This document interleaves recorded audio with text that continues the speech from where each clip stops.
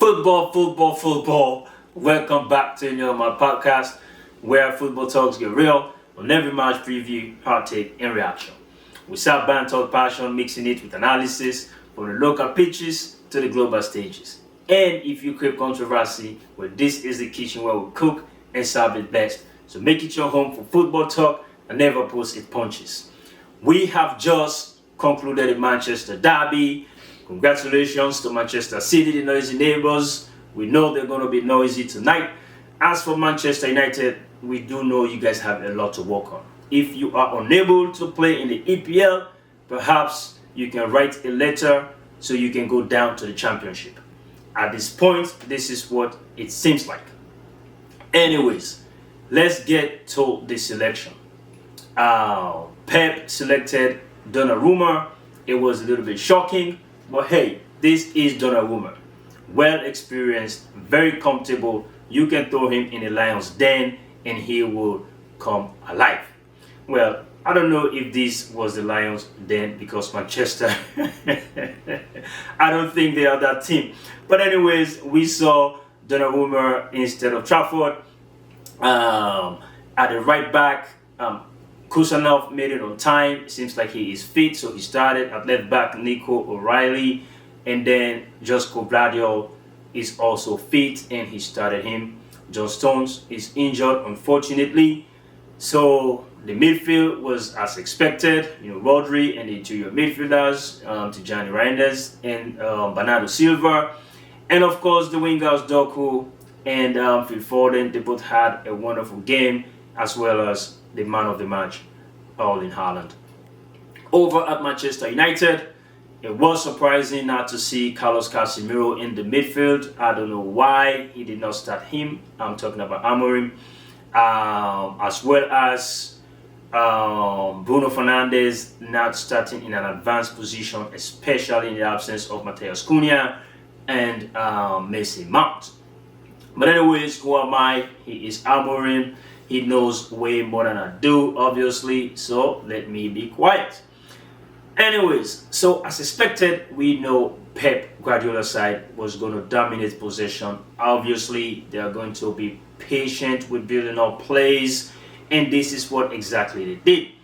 We knew Manchester United would see dip, but at first it was kind of deceiving. They deceived us, right? It seems like they came to play, they looked very competitive, they were pressing collectively, and they look like, oh yes, we're gonna have a derby. But yeah, that was a deception, because after the first 10 minutes, it was all Manchester City. And it did not take long at all for us to see the individual brilliance of Jeremy Doku, who stepped in for Omar Mamouche. He was like, so that dribble is what I call the shake and bake. As if Luke Shaw was not there. He dribbled past Luke Shaw, was like, he was a ghost.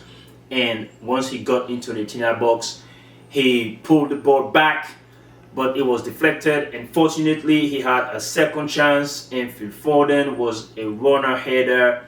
It was a tough header because he had to direct that header, find the angle, and put a lot of pace behind enough to beat the goalkeeper. Manchester City were 1-up. At that point, remember I said goals will have a lot to do with games like this. Now United will have to come out and play. And like I said, this will play in favor of Manchester City because they're always looking forward to exploiting the spaces behind them. And this is, you can tell because during the first half, Doku pulled that. Remember the pullback pass that I talked about? There was one that he did for Tijani Reinders. And, that was obviously expected throughout the game. But anyways, now the game was stretched. They were able to overload the wings. And then United wing-back had a lot of issues as well as their center-back. There comes the second goal, right? It was a well-worked-out goal. Jeremy Doku released Haaland. And again, this dude, once he is 1v1 with a goalkeeper, he is unlikely to miss. So he finished, and then it went up 2. At that point, I knew it was over, to be very sincere. I think maybe everybody knows. But what was shocking Two goes down, you expect substitutions to be a little bit aggressive from Manchester United, but then Amorim just decided to do a like-for-like change, and that was a centre-back. Dude, your two goes down. Why are you bringing in Maguire for Euro? Why? It could have been a different situation if Euro was having a bad game, he blundered, and as a result of that, and then United, they are down by 2-0. But he is not the reason why. So how about you made a substitution that is meaningful? But anyways, he did that. Maguire came on. I don't know the reason why, but also Meno came on. Now, with the Meno substitution, that was, to me, that was a fix. Remember when I previewed this match, I was expecting Mario Ugarte to partner with Carlos Casemiro as the double pivot in the midfield to allow Bruno Fernandes to play in advanced areas in the Manchester City half. He did not do that, right? So I felt bringing Meno was a correction because Meno had to pair with Manuel Ugarte, and then Ahmad had to go back to right wing back because he subbed Mazraoui of the game. Now Bruno Fernandes was able to get on the board a little bit more, and Ahmed as well as a right wing back was able to get on the board a little bit more, and then Meno offered more stability in the midfield. Now United were pressing really high, and at that point we know now there's going to be even more spaces behind them, and it took lack of concentration. You saw the pass. They failed to look sharp, like got pickpocketed. United failed to pick up the pass, and then Doku gets onto it, release Haaland right away. And once Haaland is in the Etihad box, 1v1, he is unlikely to miss, right? He is one of the best center forwards in the game, in the history of the game. 1v1, he is going to score. So yes, he buried that. There were 3 goals up. At this point, it seemed like it was going to get worse because United was playing a very high line, try to get a goal. Now, Casemiro came on for Ugarte, partnering with Meno. It looked set right there. United went on to create a lot more chances. There was one, I don't know if it was a cross or a shot, or we can say both, but then it deflected off of Brian Mbeumo. It could have gone into the back of the net anyways, but it went over. There was another shot by Fernandes. Casemiro made contact, but it was not enough, and there was no direction, at least on target. But the reason why I'm saying this is because when Bruno is playing in an advanced role, he can help create chances. And we all know Casemiro can play crosses, and he is very much pretty accurate with that. And this was why I was expecting him to start, because when you rely on a counter-attacking system like the one we saw in this game, you want a midfielder that could just pass the ball, like long passes, and bring the wing backs and other attackers into action. So again, surprised he did not start Casemiro, but what I saw was really nice in the last 15 minutes or so. You can argue that at that point, City had won the game, it is over, and United was just bluffing. Well, it is a legitimate argument. However, I am convinced if Bruno had started in an advanced role and Casemiro in that midfield, like he's a cover, like he can provide the appropriate coverage for the center backs, right? It could have been a different game, who knows? But I'm saying all this to say something has to change.